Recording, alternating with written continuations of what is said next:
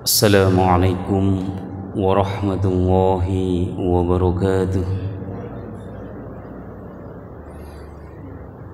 Innal hamdalillah nahmaduhu wa nasta'inuhu wa nastaghfiruh wa na'udzu billahi min shururi anfusina wa min sayyiati a'malina.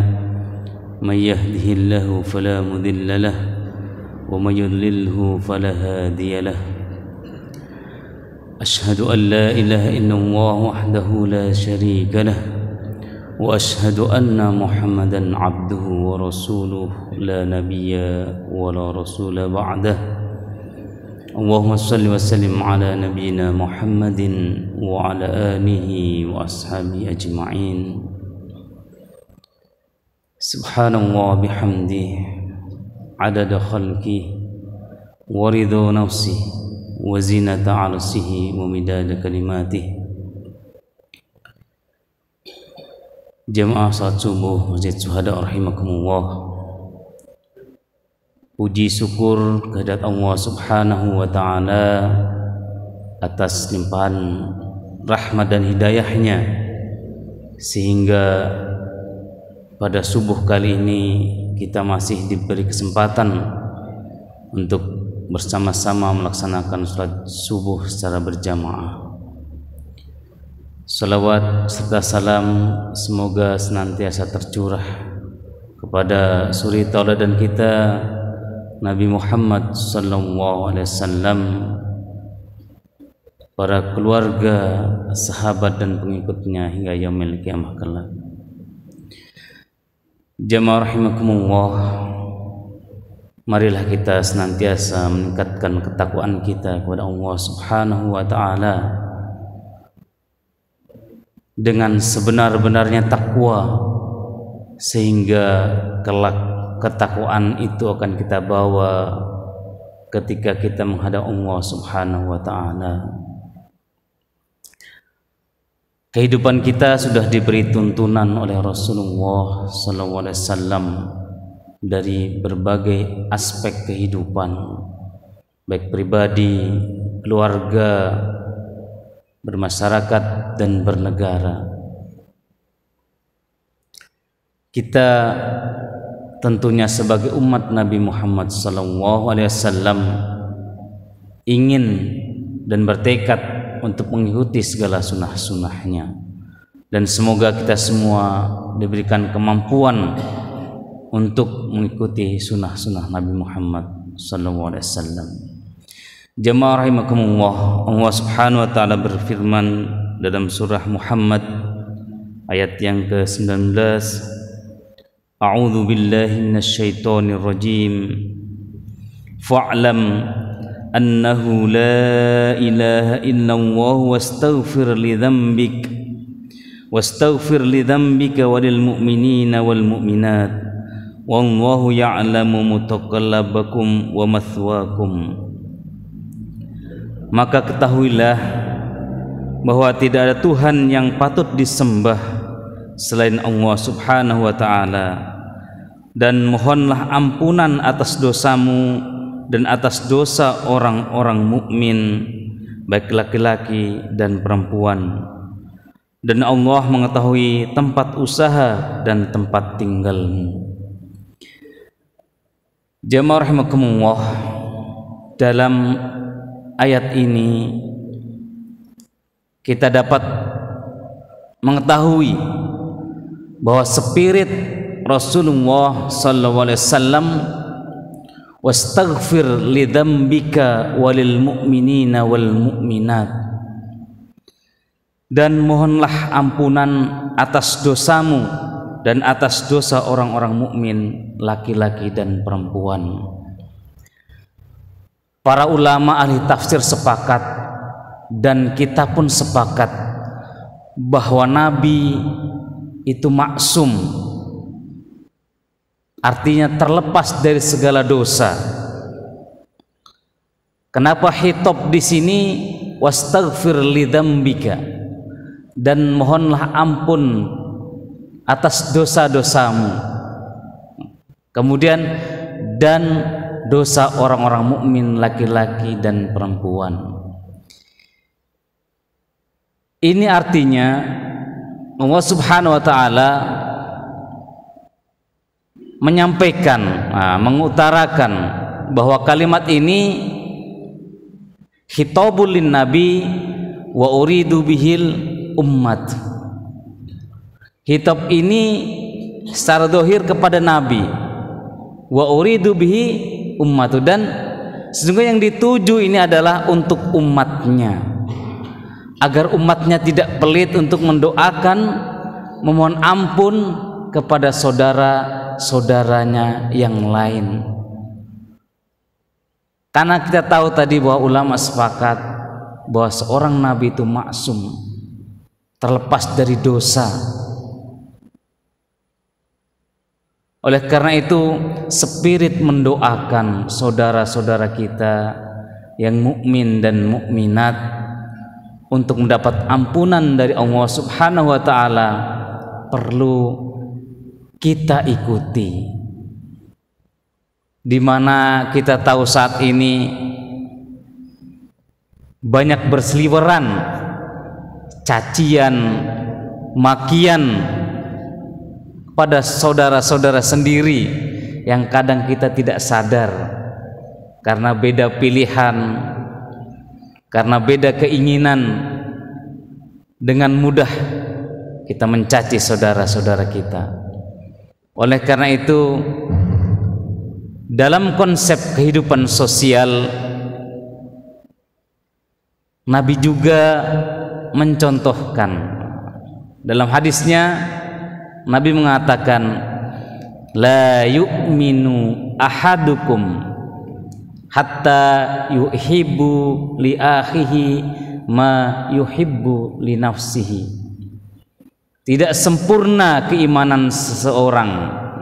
La yu'minu ahadukum hatta yuhibbu li akhihi, sehingga orang yang mengaku beriman itu mencintai saudaranya, ma yuhibbu li nafsihi, sebagaimana dia mencintai dirinya sendiri. Artinya ketika kita tidak ingin dicaci maki, kita tidak ingin dibenci, maka kita juga tidak boleh mencaci maki kepada orang lain, tidak boleh membenci kepada orang lain. Inilah contoh konkret yang diajarkan oleh Nabi Muhammad SAW. Bahkan kita tahu Nabi pun mendoakan orang-orang Taif yang menyakiti beliau, yang mengusir beliau dalam dakwahnya. Dalam doanya, ketika beliau disakiti, ketika beliau diusir, beliau malah mendoakan, Allahumma hdi qaumi fa innahu la ya'lamun. Ya Allah, berilah petunjuk kepada kaumku, sesungguhnya mereka adalah kaum-kaum yang belum mengerti. Ini yang perlu dicontoh. Misalkan dalam kita bertetangga, ada tetangga yang belum sholat, belum mau ke masjid, belum mau mentaati syariat Islam, maka kita bisa mengambil pilihan ini. Ya Allah, berilah petunjuk kepada tetanggaku ini, sesungguhnya dia orang yang belum tahu. Berilah dia pengetahuan tentang Islam sehingga dia mentaati keislaman. Ini pilihan yang menjadi pahala juga buat kita. Ketika kita mencaci mereka, ini orang tidak pernah sholat, tidak pernah ke masjid, ini malah menjadi dosa. Tapi ketika kita memilih pilihan untuk mendoakan, tentunya ini pilihan yang terbaik. Nabi mendoakan orang-orang Taif ini sebelum mereka beriman, sebelum mereka mempercayai beliau. Nah, bagaimana orang-orang yang sudah mengaku Islam, sudah bersahadat, maka kewajiban kita pun memintakan hidayah kepada Allah untuk mereka semua. Begitu juga doanya Nabi kepada Sayyidina Umar sebelum Umar masuk Islam. Dulu sebelum Umar masuk Islam, beliau sangat memusuhi, bahkan ingin membunuh Nabi. Tapi Nabi berdoa, Allahumma izzal Islam bi Umar. Ya Allah, muliakan Islam dengan seorang yang bernama Umar. Dan doa itu dikabulkan oleh Allah Subhanahu wa taala. Dan kita tahu Khalifah Umar merupakan khalifah yang menjadi teladan juga bagi pemimpin dunia. Itulah kita perlu memilih pilihan yang terbaik dalam menjalankan kehidupan ini.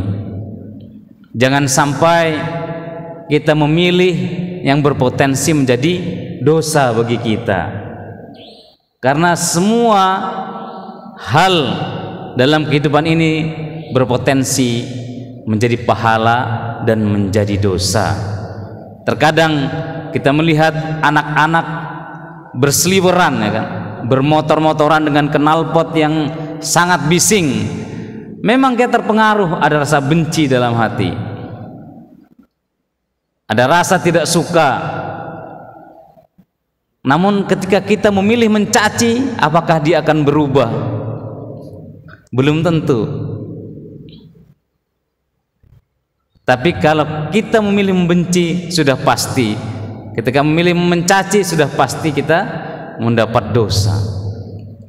Tapi kalau kita memilih mendoakan, itu akan menjadi pahala untuk kita semua. Terkadang kita mendoakan itu pilih-pilih ternyata, ya. Kalau orang yang kita benci, kita pilih, ya Allah, celakakanlah dia gitu, ya. Seandainya yang anak ngebut tadi itu bukan keluarganya yang membahayakan, ya Allah, celakakan, jatuhkan gitu, ya.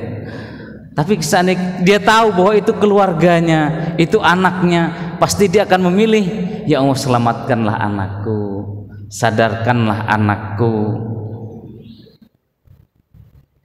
Nah, ini pilihan-pilihan doa yang perlu kita pilih. Jangan kita menyempitkan rahmatnya Allah. Kadang kita mensifati Allah itu sesuka kita. Kepada kita sifati Ghafir, kepada orang lain yang kita benci, kita sifati Syadidul Iqab. Padahal bisa saja Allah itu Ghafir kepada orang yang berbuat maksiat. Bisa saja Allah itu Ghafir pada orang-orang yang belum mendapat hidayah. Maka kita jangan menyempitkan rahmatnya Allah. Kadang, oh, Allah itu milik Muhammadiyah, Allah itu milik NU saja, yang lain sesat, nah gitu, ya. Padahal Allah yang menciptakan semuanya, dan Allah berhak untuk merahmati semua yang ada di muka bumi ini. Sebagaimana kita selalu mengucapkan Alhamdulillahi Rabbil Alamin, segala puji bagi Allah, Tuhan semesta alam. Semesta alam itu mencakup keseluruhan, orang mukmin, orang kafir, hewan, tumbuh-tumbuhan, dan lain sebagainya. Artinya, marilah kita contoh teladan kita Nabi Muhammad SAW yang sangat luas hatinya, sangat memaafkan. Bahkan ketika beliau tidak bisa melupakan kejahatan seorang yang bernama Wahsy yang membunuh pamannya Hamzah, Ketika Wahsy taubat pun beliau terima. Wahai Wahsy, taubatmu aku terima, tapi untuk menghindari kebenciannya Rasulullah terhadap Wahsy, kata Nabi, tapi kamu jangan sering-sering menemui aku, karena ketika aku melihatmu, aku mengingat pamanku Hamzah yang kau bunuh. Maka kita perlu meniru seperti ini. Ketika kita tidak menyukai seseorang, ya jangan-jangan sering-sering ketemu, ya kan? Lihat wajahnya aja enak gitu kan. Artinya kita menghindari itu. Ketika tidak bertemu, kita doakan saja, ya. Mudah-mudahan rasa benci ini hilang, ya kan? Ketika jarang bertemu itu biasanya ada zurgiban tazdad hubban. Nah, datangilah orang yang jarang kau temui, maka akan bertambah kecintaanmu kepada dia.